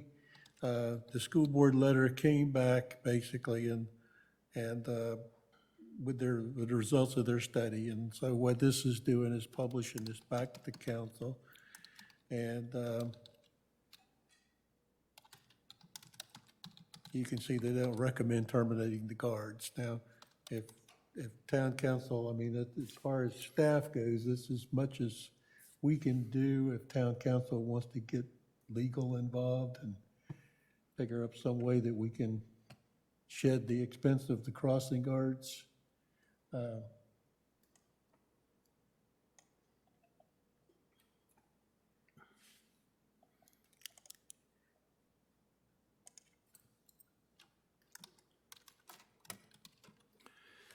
Mr. Mayor, I think I was probably the one that was frustrated. So I understand the necessity of it, I understand state law, and now understand the school board's recommendation that we have these four and that we're going to have to do it in the short term.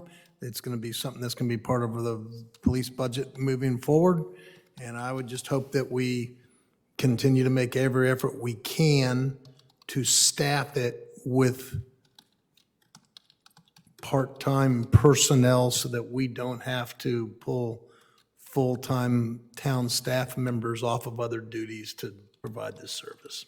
So I have no other recommendations. I understand it is what it is, since I was the main one that perhaps complained about it. If there's no other concern, we can move on. Yeah. Unless somebody wants to make a motion. The next, Mayor.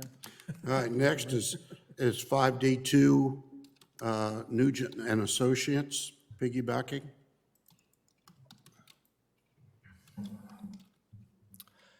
Joe Barber for the record. The septic to sewer and advanced wastewater treatment plant project is at a stage where we need to make a decision on the types of grinder pumps that will be put at each residence. So staff, myself and Kevin have gone and looked at some, and we would like to recommend we go with an E1 pump. And I think we've had Randy come in and demonstrate that. You guys have seen it, know what it is, but we're at the stage where our designers need to know what kind of pump we want to use. So I'm presenting to you tonight our recommendation that town council specify that. And we also have a piggyback contract that Randy's company has with Fort Pierce Utility Authority. I don't want to suggest council specify something without having kind of a known cost associated with it. So I would recommend we enter into a piggyback contract with them. We know what the cost is, and it's just an option to purchase, not an obligation. Right now, as everybody knows, the estimates we saw coming back didn't have a whole lot of money to actually put grinder pumps in. So as we get bids back and know what we have, it'd be nice to not have to go through the whole bid process and already have this piece figured out. So that's where we're at tonight. I've asked Randy to come to answer any questions about the E1 pumps that we're recommending, and I'll leave it to council. I don't know about you guys, but I think we pretty much have to go with your recommendation because you've done the research, you know what's best. And for one, I think that's what we need to do, but we'll let council decide. Mr. Mayor, I assume this is the pump that you did a little demonstration several months ago out here and we talked about. Yes, sir. And let me make sure I understand what you're asking. All you're asking is that we say, this is the equipment we are going to use so that as you all are doing further planning, you can plug in both an equipment type and a cost to where we're going. And now I'm going to ask the question in a different way. And this kind of goes to the question that the folks that were here earlier, and I'm sorry they left. We have not made a final decision yet, my understanding is, as to what extent who's going to pay for the grinder pumps, who's going to pay for the installation. That That has not been fully determined yet. Is that accurate? Correct. Okay, just wanted to make sure that I was still, we have some more cost exploration to do to figure out what we're going to do. And I understand the frustration. They're looking for answers to things that haven't been determined yet, right? And I explained that at the meeting, so maybe I need to better explain, but that's what was explained to them. Okay. And I just think, just for council's sake, I don't want to specify something without having kind of now is our time to negotiate with them. So understand that. Let's not specify and then wait 6-8 months down the road after you guys have specified it. They now, like, now's the time to negotiate, because we can change our specification if we don't agree on a cost in a contract. I think that's why I'm presenting that to you. I don't want to specify this and then try to figure it out later. Okay, and I just want to make, How long is the price good for? 5 years. Well, it's a 3 years and then 1 year, based on mutual agreements. But it's first 3 years for sure. Mutual agreement says, means. Yeah, if you guys like to do business with us and we'd like to continue it, that's for the next 2 years after, each year after that. As I was saying, the 2-year option means you can say no. Yeah. Or you can raise the price. There So is it's a 3%. deal. There is a guaranteed not to exceed 3% cost adder per year. Well, we base that on a producer price index. You know, if the manufacturer gives us an increase. Locked in for 3 years and then the PPI for the next 2? Right, well, it's actually 3% per year, even in the first 3 years as well. Two separate individual years. but if I might, Mr. Mayor, Mr. Harris, what we're being asked to do now is basically designate this as the grinder pump that we are going to utilize. The company is saying, we'll sell them to you at X amount. We are not obligating ourselves to buy 1 or 1,000 of them at this stage. We're just saying this is what we're going to base our future bid work on. Is that what we're talking about doing? And are we okay doing that? That's my intent with this agreement, is to have an option to purchase. I don't want to obligate the town. I've expressed that to Randy, and also pending Bert's review, make sure he's okay with it. That's what I'm trying to do here.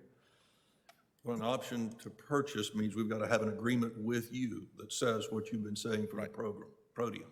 Yeah. So I assume you've got the piggyback that you've already entered on those terms. Yep.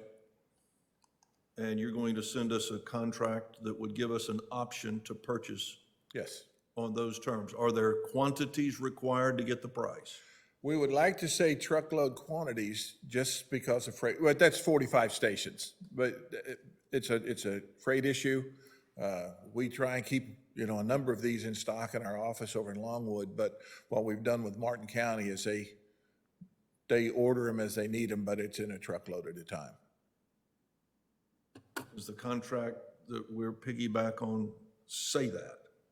We did not put that in there. We didn't actually mention the quantity yet, because we don't know what that is. So, Whatever, you're going to send us a contract that would be a piggyback of. Right. Yeah, and it's in the agenda package, so I think you need to review, and we can go over and make sure we're good, but. There'll be another piece of paper that adopts that prior contract. Is that in the agenda package as well? Yeah, we have Fort Pierce's prior contract, and basically a rewritten version of that one with the town inserted. Okay. So I'm not the lawyer, but I've provided their contract, and I'm sure we can make some small changes to make you happy. I gave that to him in a Word document, so you mark up what we need to make changes. Thank you. So would a motion be to approve this pending, for signature by the mayor, pending department and legal review, or what? I think he needs the designation now, and I can do the legal review, and we can approve the contract in a month. And Okay, so it'd be two different things. no, we can approve the contract that's in the agenda now. If I've got changes, I can convince the mayor or not. If he disagrees, then he won't sign it. Yeah, I mean, I guess the motion, I would ask that you specify, we're going to specify these pumps for all upcoming projects on the septic to sewer, and then also allow us to approve this pending legal review. Concur. And This being the contract. right. And then take note, the price that they're quoting us is $3,257.65 for the grinder pump package, which includes, everything I showed you in the specs in the end. So that's not installation. I think the installation, the electricians and everything coming in is where we come up with that $10,000 total number, but this is just for all the equipment that needs to go into a home. $3,200 per home. I'm sorry. $200 per home, Yeah, per connection. plus the Yeah. installation. Yes, ma'am. Equipment costs. Yeah. Yep. So is this, well, number one, you're trying to get a price, I get that, and uniformity of the system, you're trying to keep it to one grinder for the design, but the design is critical to the specifications of this particular model as well? Yeah, and that's part of the reason we're having to do this is because it's a higher pressure pump, which allows, the mains it ties into be a little bit smaller. If we went into a lower pressure pump, it affects the size of the mains, and the lines we're running to it. So the designers kind of need to know what pump we want to use is really why I'm here. Because that's going to dictate Yeah, it affects the design of what we're suction doing. pipes, okay. Right. So in order to make the motion, Mr. Barber, Mr. Harris, is saying E1 grinder pump stations, is that specific enough, or is there a specific model, or is there only one E1 grinder pump station? In the contract package, it does designate the model number. Yeah. It's I a would say residential. base it on the contract verbiage. Would that suffice? Yeah, just give us latitude. It's this E1 package we've presented tonight. That's, Okay, I'll make a motion that we approve the utilization of the E1 grinder pump stations as designated in the potential contract of the Town of Lake Placid and between Town of Lake Placid and F.J. Nugent and Associates.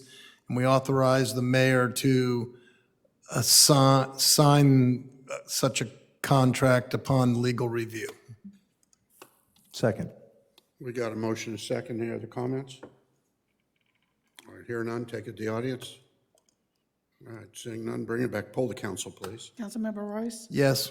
Councilmember Wilson? Yes. Councilmember Hayes? Yes. thank you. Thank you. Thank you, sir. All right, the last thing I got's 5D3. I guess just an update on the pickleball courts. Yes, Mr. Mayor, but Councilman Wilson and I went to the RPAC meeting and presented the RPAC budget that we approved the last time. That was with an 18% match on a $432,939 project, asking for $355,010 from the county. And we were denied, I think Sun and Lakes, they gave a project basically $664,000 project, $920, and they were asking a 16% match from the county, and they were furnishing a 54% match, and plus they got $200,000 from FERDAC. So it wasn't hard to see that we got pretty well upstaged as far as the matching game and the applying for the grants game. And but there again, whenever the FERDAC came around the last time, we weren't even interested in the pickleball courts and hadn't even discussed them yet. So basically, that, at the end of the day, all of them said it was a good project. They want to do the project.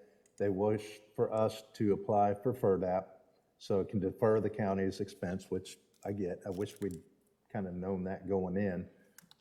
Or they'd like to see more match, but I think they know where we are financially, so they suggested the FERDAP, which application is accepted in August.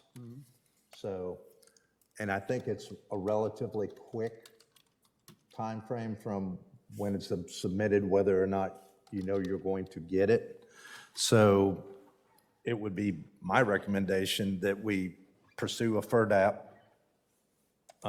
grant from the state and try to secure that and get that from there going in there. everyone was in consensus. They want to see it happen. They're, it's all about money. They have limited dollars. I get it, but, there was a little semantics on what the available budget was, but that wasn't taking in consideration us not executing the Phase 2 plan of Lake June, and then I believe it was Sun and Lakes, one of them canceled a project. So a total of close to 170,000, give or take, went back to RPAC. So their actual budget was over 700-some thousand once we returned those, or decided not to accept those funds. So your motion is that we move forward with the project, but we seek a FERDAC grant and then reapply, basically? Correct, yes. Okay. Second. Okay, well, before you, the FERDAC grant application period is not until August. Yeah, everybody understands Yeah, that? he stated that, There's yeah. going to he said be that. two more RPAC meetings between now and then. So if anybody wants to make any modifications on the pickleball courts, that's. I don't know what the magic number of percentage of the funds. I think at this point, if we can get substantial funds from FERDAP to offset the cost rather than the town necessarily come out of our coffers to offset it, to get us to a 50% match or better on the project, they said they'd fund it, so. I just think we just need to, don't like it, we just have to wait the 5 months and see what happens, and I don't really have a stomach to put tens or hundreds of thousands of extra dollars in it. I mean, if, at this point, we've gone this far, we've got Phil's done a great job putting the numbers together and getting everything done in short order. I think we're gonna be pretty close on our costs when we go out for bid. If we can get this done pretty quick, if it goes up a little bit, hopefully we'll be awarded a FERDAP grant that will kind of offset. You used the term that our money was basically given back to the county. Well, it was the award that was given to us, or approved, I should say, because we. Do we need to go on the record and ask them to reserve the money pending our FERDAP application so it doesn't get spent elsewhere? We Would could they probably do that? do that to the county commission, because they're the ones that actually, the interlocal agreement is with. And I told RPAC that we would not be using that funds, but nobody's actually formally told the county. And the county attorney at one point said that all we had to do was just, we could just transfer that money over and change the interlocal agreement slightly. So if you think it would be appropriate to ask the county, I mean, we're obviously not going to use it, so we need to do something. I just don't want to miss out and then have to wait another year for another FERDAP egg delay. Yep. And I don't want to see our money being used by somebody else. If we can, Well, if we can hold it over, Technically, did we receive the funds? No. We never received, we just entered into I think they want to fund the project, which is more than what it was previously, the other asks. So I'm fine either way. I mean, if you want to. Why don't we just go on record with a motion saying, please reserve the money, we're some money, I don't know how much. Any idea how much FERDAP pays? Up to $200,000. So reserve the original sum they allocated right? and say Well, I'm thinking they're going to want to use that room or money possibly in the interim. They've pretty much said they want it funded. If we can get the grant, I don't think that would be a moot issue. We get the grant money, what our match was going to be, combine them, they're coming out cheaper, everyone's happy. It's a way. But I thought I heard you just say they want to use the money they've allocated to us in other areas. Or have the option to, because it. If you're good with that, okay. I mean, I'm not exactly sure how that all would work. Yeah, I would suggest that this is probably Mr. Wilson, Mr. Williams, and Mr. Harris need to sit down and strategize as to what the language needs to be, but, you know, I'll let you all strategize how to best do that and play our, you know, and how we approach RPAC and how we potentially approach the county commission if need be, but at some stage, I think what Bert's talking about, just trying to preserve as many options as we can until we know what's going on with FERDAC. But, I mean, I think that's probably you guys got to sit down with the exact numbers and strategize, and the three of y'all can handle that. Okay. They did say after, and sort of informally, and I guess the next RPAC meeting, they're going to discuss matches and what these minimum matches are. At one point in time, Lake Placid got a little bit of, they felt bad for us, I guess, because we haven't applied for any project. And that's when Mr. Brantley was on the board at the time, brought up that, well, of course we haven't applied. 50% of a match for us is a lot more than, you know, than we can't afford it. So that's, they did a real good job for us on those pavilions. I think our match was like 10%. So, so we did well. I mean, you know. Well, and I've reiterated what they've already heard in the past from others is, you know, we are you know, our demographics in the town proper, you know, we're 10 to 15% of the populace paying for, and what I didn't say though is, yeah, and we're also agreeing if funding this, that we're ultimately responsible for maintaining it. Forever. Forever. Yeah. Why don't you authorize the mayor to issue a letter reserving funds, asking to reserve funds after that meeting you just mentioned, rather than having to wait a month? I'll withdraw my motion if, I mean, I didn't have a motion. I seconded Mr. Wilson's motion, so, or do you want a secondary motion on that? Would you suggest a separate motion, Mr. Harris, if Mr. Wilson's motion passed? I didn't hear Mr. Wilson's motion say reserve funds. Did you? No, but I You said can. give them back, I think. Well, I was stating what. We're not going to be able to use them. you know? Right, that we were not using them, and I don't know. I don't know how that was. Yeah, I don't know how you Taken. can reserve something without having something there to reserve it for. I'm of the opinion that we should just leave it alone and make sure we go to the next couple meetings and just make sure they know that we're still interested. They did say informally afterward that if we would apply for the FERDAP grant and didn't get it, that they would very seriously consider the funding. They just wanted us to apply. And I think that's the intent of Mr. Wilson's motion is you're going to go back to him and say, we understand and we are going to fill out applications and be ready for submittal on the day one that FERDAP opens up, and we want to move forward to it. And I think even without a motion, I think we could probably always get the mayor to sign a letter saying, hey, don't make other plans without consulting us, you know, so. Okay. All right, well, Charlie made a motion, we had it second. Could we reread the motion? Because that was, could you reread the motion, I please? have a gist Charlie? of the motion.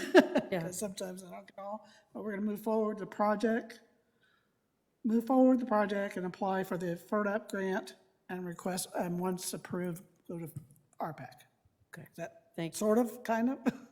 Because I usually go back and listen to these over That's my again. understanding of his motion, yes. Okay. Do you want me to amend that with a letter provided to the mayor, by the mayor, to the county,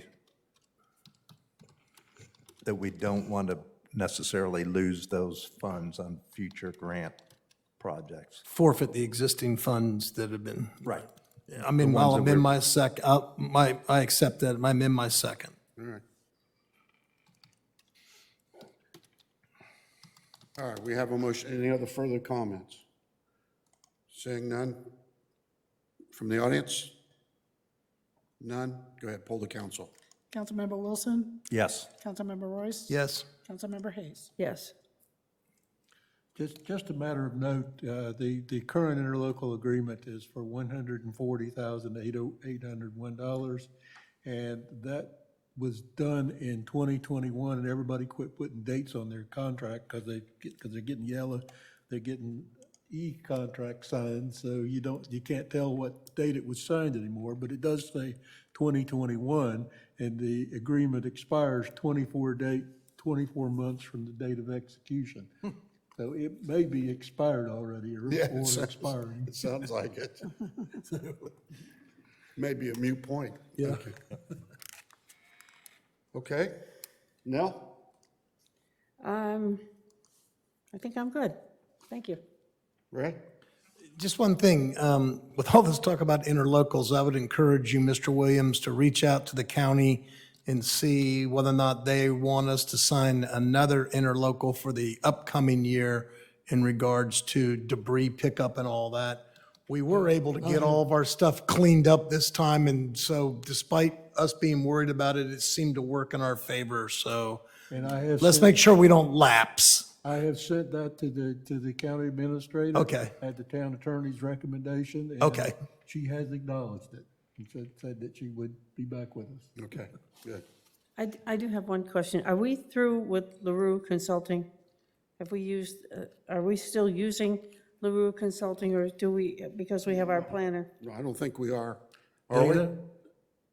Dana, she's been consulting with him a little bit on the crossover, Okay, but basically that's done. but that's done. Okay, thank you. I saw a thumbs up there. Thank you. I saw it too. She's having trouble. Okay, right. We're all Charlie? having trouble. All right, any of the department heads, we got anything? All right. Mr. Attorney? No, sir. Phil? Nothing. One quick update on Danny. All you know is he's fighting cancer. His last test came back very positive. Good. The one area they're still concerned with is his platelets are still low, but evidently they have come up some, so whatever treatments they're giving him is at least on a positive side. So he's still got a long way to go, but we all need to keep him in our prayers. But hopefully that's good news. Okay? Thank you. If there's nothing else before town council, meeting adjourned.